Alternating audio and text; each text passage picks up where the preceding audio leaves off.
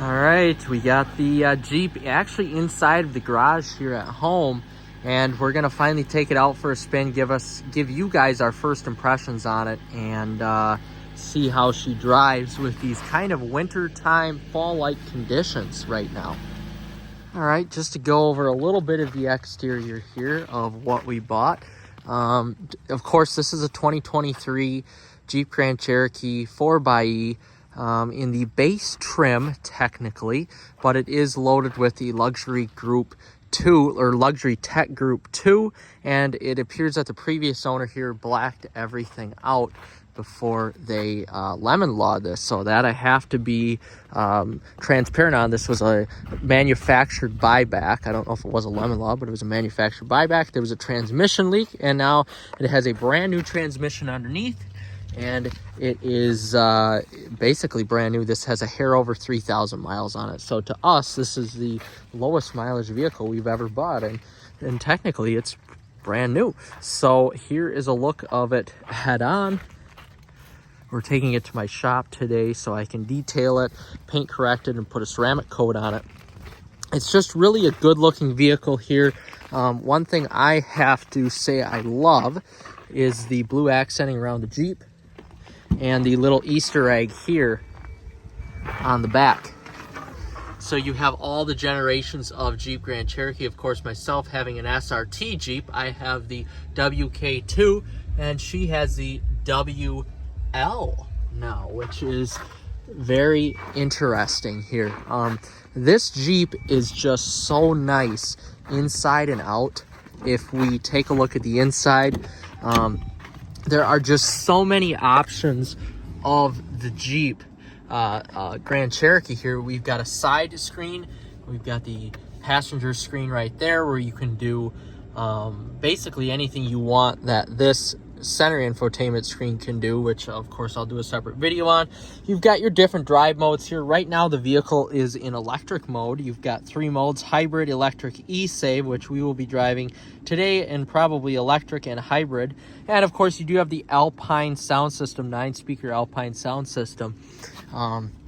That sounds really amazing here. I had Alpine in my 2017 Ram 1500 Night Edition, and that was by far, out of all the Stellantis FCA speaker systems, I like the Alpine the best because it has a good sub balance here, and it really just adds to the interior of the vehicle. Of course, you've got rear heated seats back here. These seats do recline, and they are actually pretty comfortable. This is the leather Access 2, the Capri leather Access 2 option in this Jeep. But let's take it out for a drive here and see what we both think about it. All right, so we're setting off in the Jeep 4xe, Grand Cherokee 4xe. I have it in pure electric mode right now, and I have max regeneration braking on, and really the max regen braking on this makes it feel like it's a true one-pedal driving experience.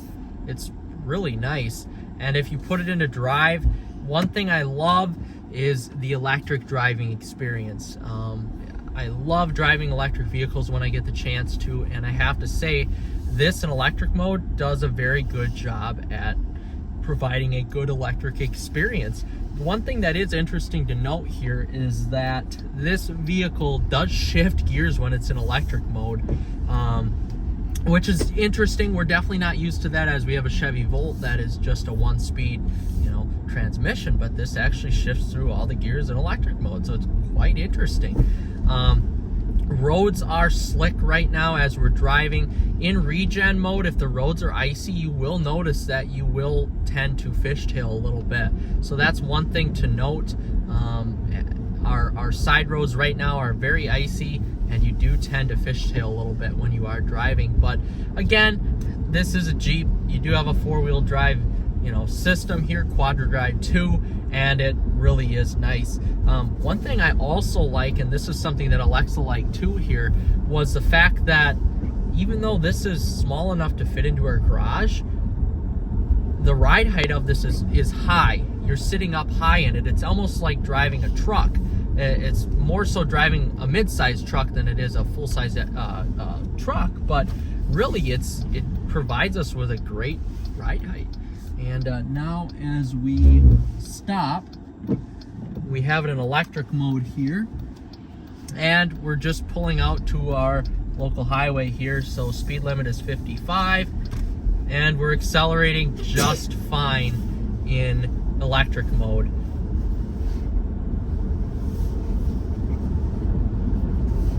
There's 50 and there is 55. So now we can set the cruise on here at 55, 56.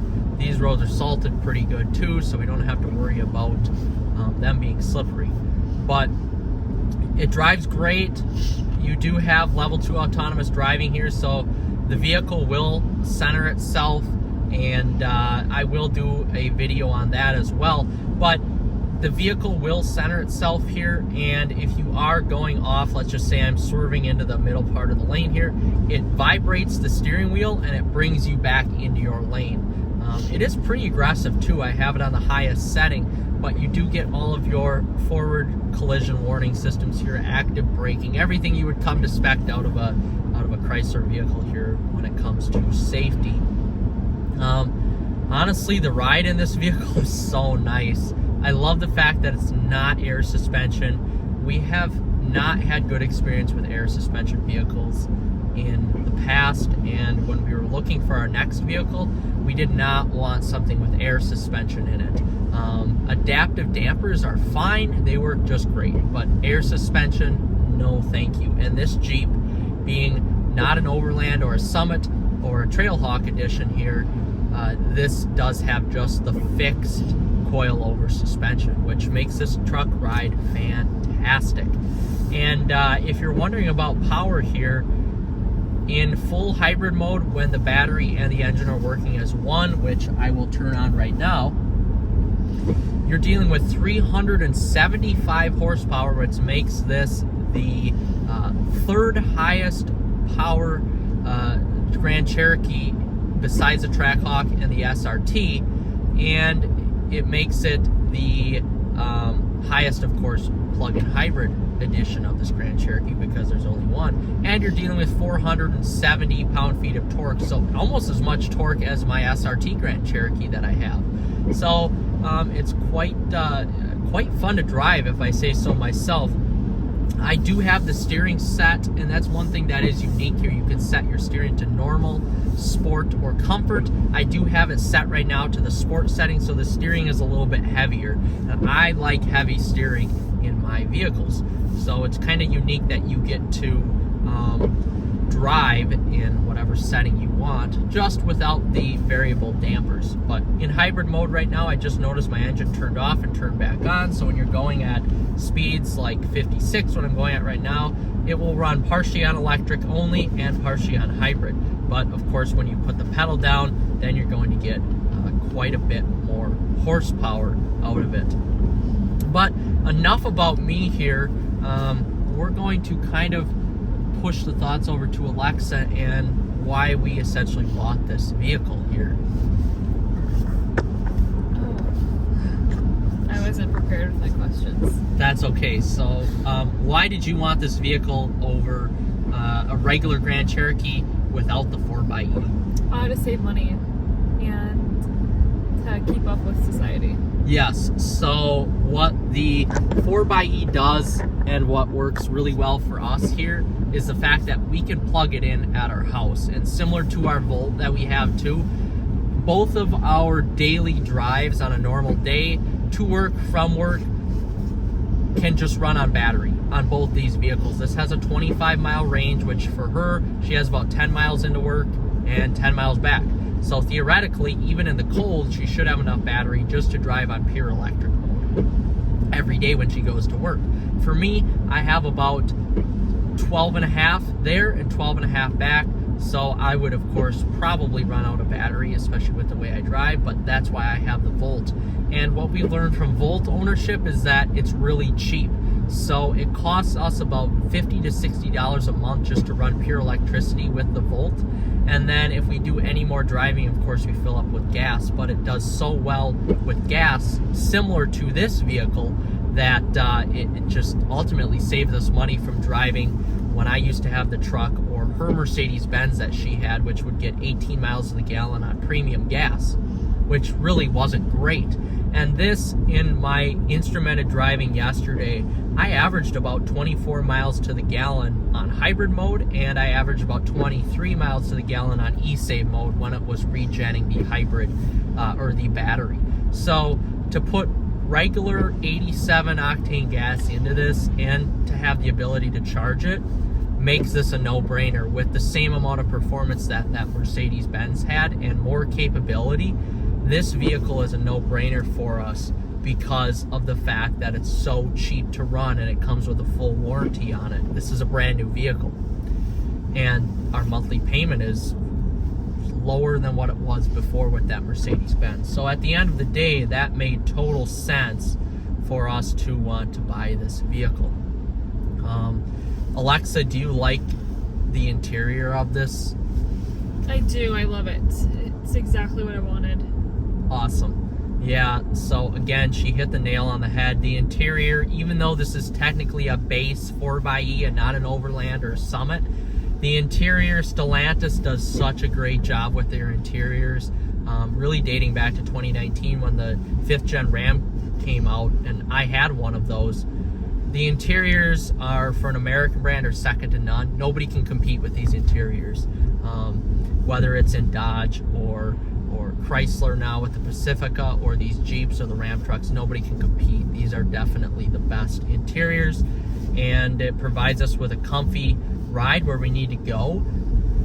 And yes, it does have some speed to it, but we're not taking this to the track. And what we learned about our AMG was that, yeah, while it was super sporty and it was more capable driving wise, we never used that because I have 3 SRT vehicles of my own, so it doesn't make sense for us to have something like that.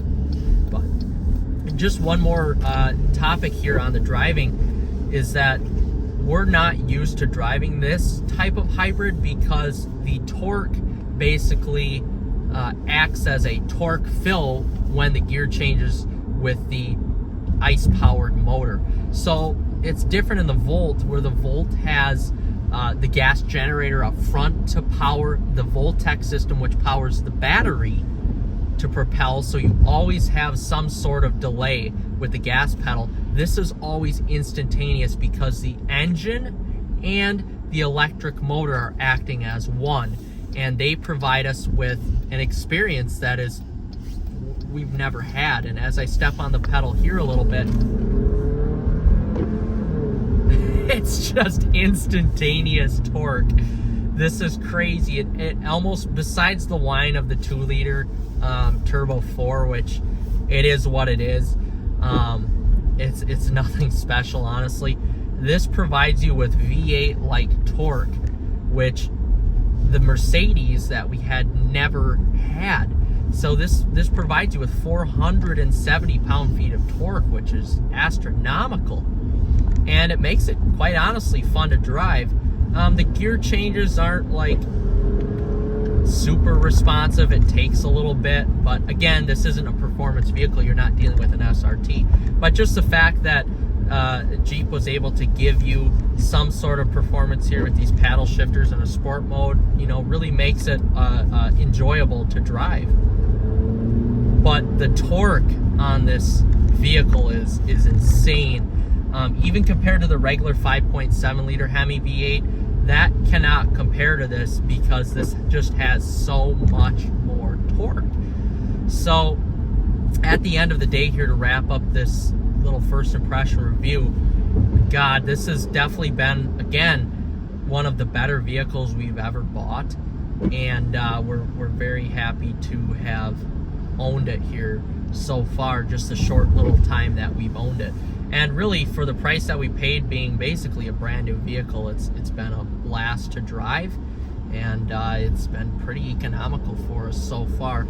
So with that being said, you're gonna see a lot more content here with the 4xe shortly, but for right now, we're gonna take this turn.